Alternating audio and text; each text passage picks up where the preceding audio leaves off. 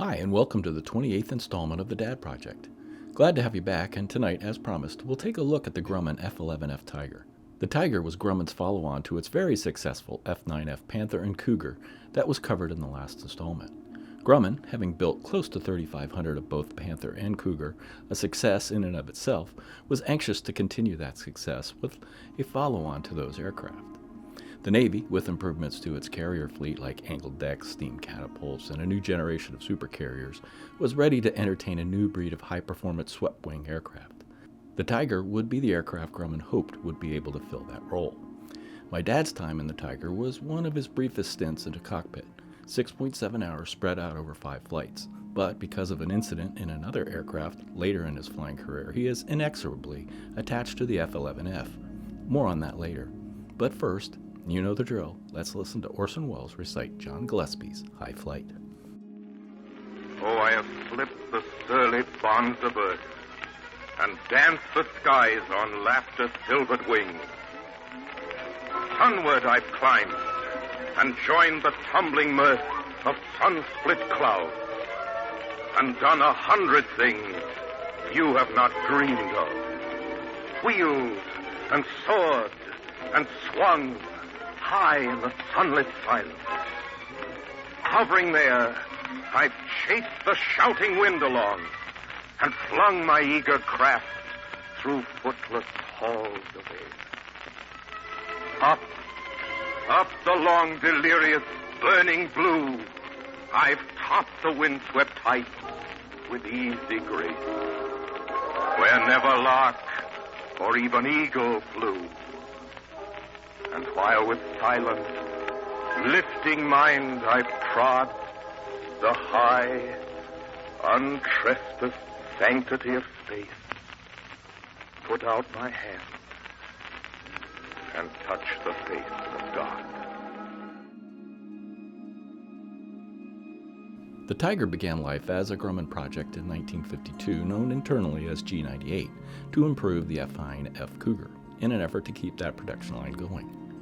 It would then be Grumman's response to the Navy's request for proposals for a new fighter in 1953 that would exceed the sound barrier at 30,000 feet, climb at 25,000 feet per minute, and land at no more than 100 miles per hour. This same RFP would result in the F-8U Crusader, a proposal for a twin-engine McDonnell F-3H Demon that would eventually morph into the F-4 Phantom and North Americans' effort to navalize their F-100 Super Sabre.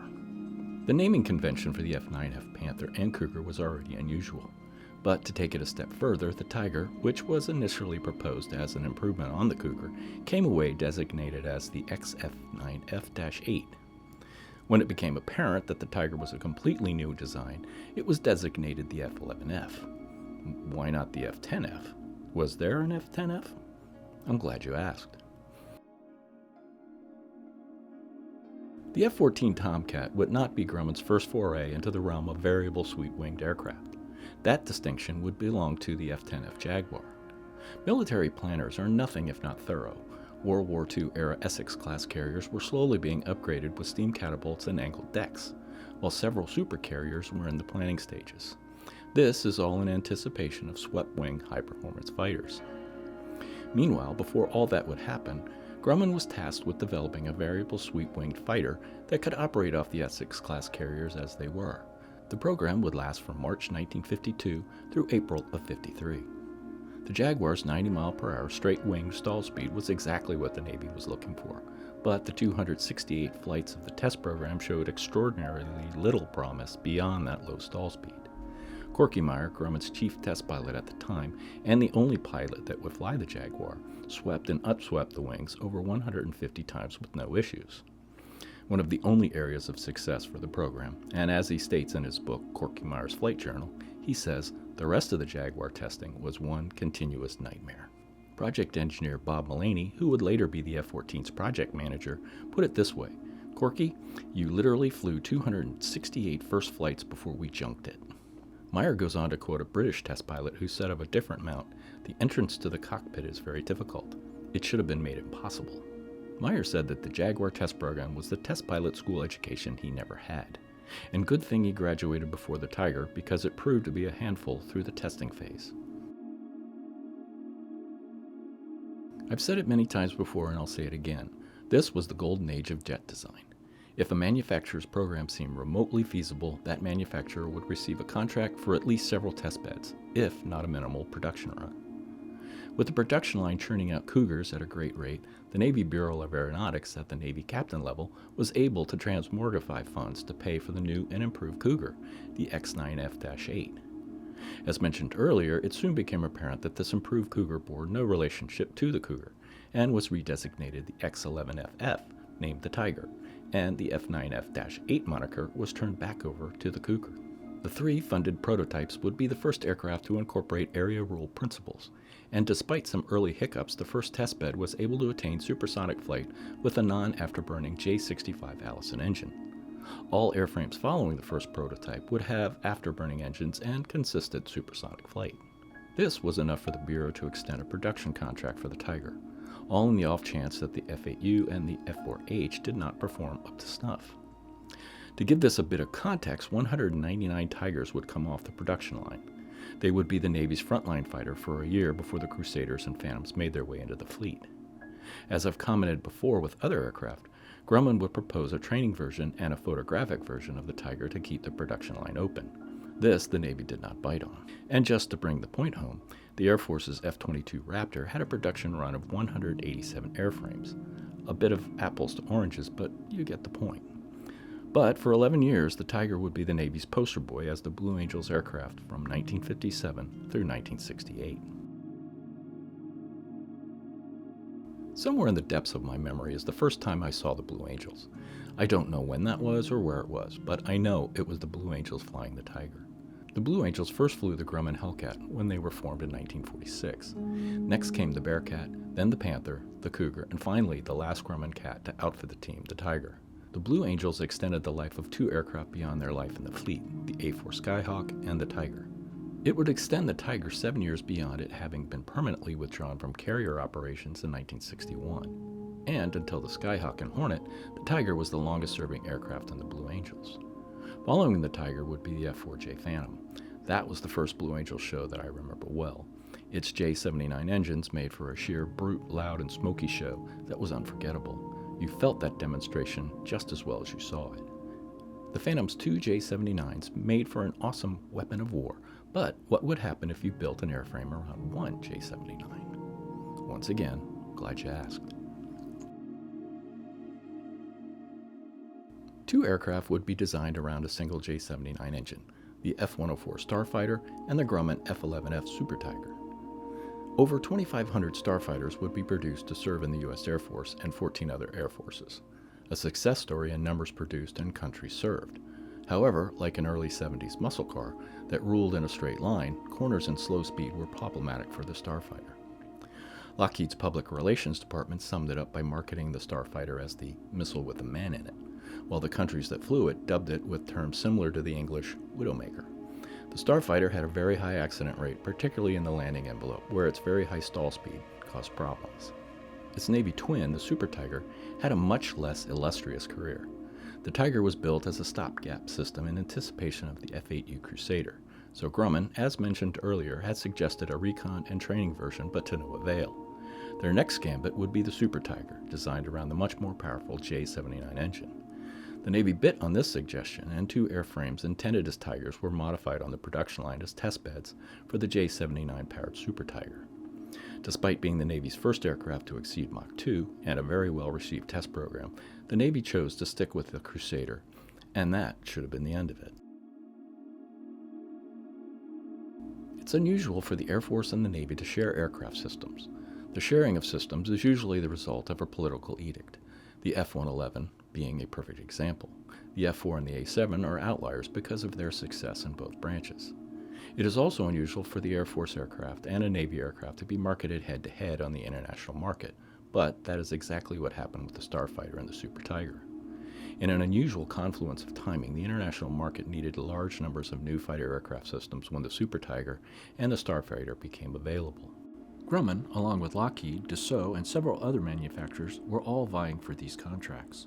You can only imagine with the amount of money involved in arms transactions how much backdoor negotiations are going on to convince a buyer to buy your product.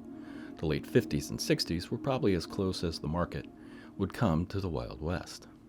Grumman was initially very confident in their chances with the Super Tiger, as they were getting very positive reviews from just about every country that considered their plane. What Grumman didn't know was that Lockheed was operating a very sophisticated and well-funded bribery scheme that assured Lockheed that the Starfighter was the plane of choice with every country the two planes went head-to-head with. So, even though Grumman had an excellent, very capable product, its production run of 2 aircraft will certainly not stand up to Lockheed's 2,500-plus missiles with a man in it. Like many of the aircraft that my dad would fly, it would be during his time at the United States Naval Test Pilot School in Pax River, Maryland, where he would be introduced to the Tiger. By the time he strapped into the cockpit of the NATC's Tiger, he had progressed through the curriculum in several of the jets that he and his fellow classmates would fly to fulfill the requirements necessary to graduate. His introduction to jet flying was in the T-2V-1, the navalized version of Lockheed's venerable T-33. These would be used for the more pedestrian jet flying parameters testing required of the course. Once this aircraft had fulfilled its role, the FJ3 and 4 would be the next step on the jet ladder. The Fury was still well within the subsonic realm of jet flight, but that much closer to the transonic.